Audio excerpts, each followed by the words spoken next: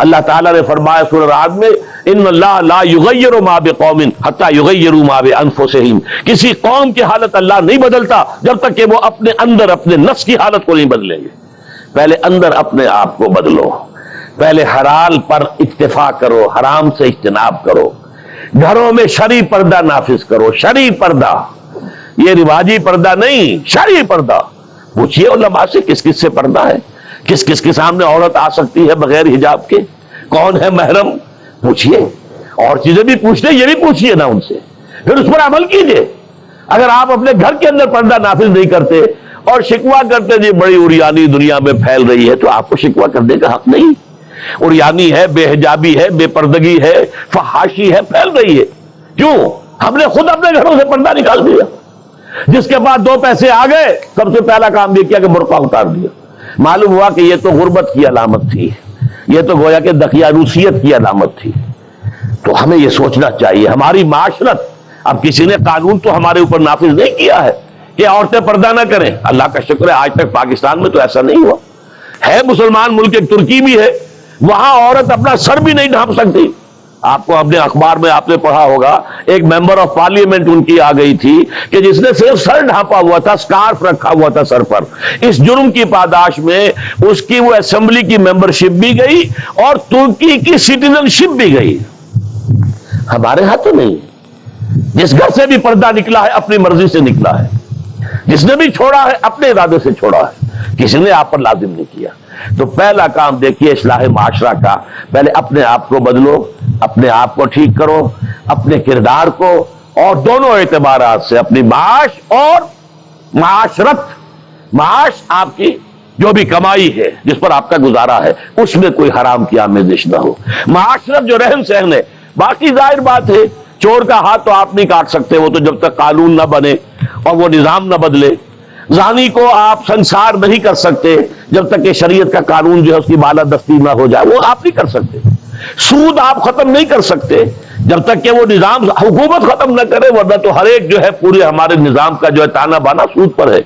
لیکن خود تو اپنے آپ کو بچا سکتے ہو، ڈائریکٹ انوالومنٹ تو نہ ہو سود میں، خود تو سود پر قرض نہ لو، خود تو اپنی بچت وہاں رکھ کر اس پر سود نہ کھاؤ، اور فکس ڈپازٹ رکھ کر جو ہے سود نہ کھاؤ۔ کم سے کم ان دونوں اعتبارات سے جب تک کہ ہم اپنے آپ کو، تقویٰ تو بہت اونچی چیز ہے، اور تقویٰ بھی وہ جتنا کہ اللہ کے تقویٰ کا حق ہے، تو بہت اونچی بات ہے، کم سے کم جو صریح حرام ہے اس سے تو بچیں۔ تو پہلی منزل یہ، بلکہ میرے اب آج کی ترتیب میں دوسری منزل ہوئی۔ پہلی منزل کیا تھی؟ یقین والا ایمان حاصل کرو، یقین پیدا کرے ناداں، یقین سے ہاتھ آتی ہے وہ درویشی کہ جس کے سامنے جھکتی ہے فقوری۔ ایسے ایسے درویش گزرے ہیں۔ اب یہ خواجہ نظام الدین اولیاء رحمۃ اللہ علیہ دلی میں ایک تخت ہوتا تھا بادشاہ کا، ایک تخت ہوتا تھا ان کا روحانی تاجدار۔ وہ کون تھے؟ نظام الدین اولیاء رحمۃ اللہ علیہ۔ 6 بادشاہ ان کے زمانے میں بیٹھے تخت دہلی پر، کسی کے پاس حاضری نہیں دی، درویش نہیں جایا کرتے عمرا کے گھروں میں۔ ایک بادشاہ نے کہا کہ میں آنا چاہتا ہوں، روک دیا، نہیں میرے پاس مت آؤ۔ اس نے کہلوایا میں آ جاؤں گا، آپ کا دربار عام ہے، کھلا ہے، سب آتے، میں بھی آ جاؤں گا، آپ مجھے کیسے روک سکتے ہیں؟ جواباً کہلوایا کہ اگر بادشاہ ایک دروازے سے داخل ہوا تو درویش دوسرے دروازے سے نکل جائے گا۔ جھک رہا ہے کہ نہیں بادشاہ؟ جب آیا تھا بابر یہاں پر حکومت وہ جنگ کرنے کے لیے، پانی پت کی پہلی جنگ ہونے والی تھی سن 1526 میں، پتہ نہیں یہ تاریخ بھی اب لوگوں کو معلوم ہے کہ نہیں، تو وہاں کون تھا؟ ابراہیم لودھی بادشاہ تھا دہلی کا۔ وہ آیا ہے شیخ عبد القدوس گنگوہی رحمت اللہ علیہ کے پاس کہ حضور حضرت میرے لیے دعا کیجئے، بڑا وقت سخت آ گیا ہے، بابر فوج لے کر آ گیا ہے۔ ان کا دعا نہیں کی، فرمایا ہٹ جاؤ یہاں سے، ہماری دھوپ چھوڑ دو، دعا نہیں کی۔ وہ آیا ہے ہاتھ جوڑ رہا ہے، دعا کی، دعا نہیں کی، اس لیے کہ ظالم حکمران تھا اور بابر نے شکست دی۔ تو یہ فقیروں کے پاس چل کے بادشاہ کیوں جا رہے ہیں؟ اس لیے کہ وہ یقین ہے دل کے اندر، یقین پیدا کرے ناداں، یقین سے ہاتھ آتی ہے وہ درویشی کے جس کے سامنے جھکتی ہے فغفوری۔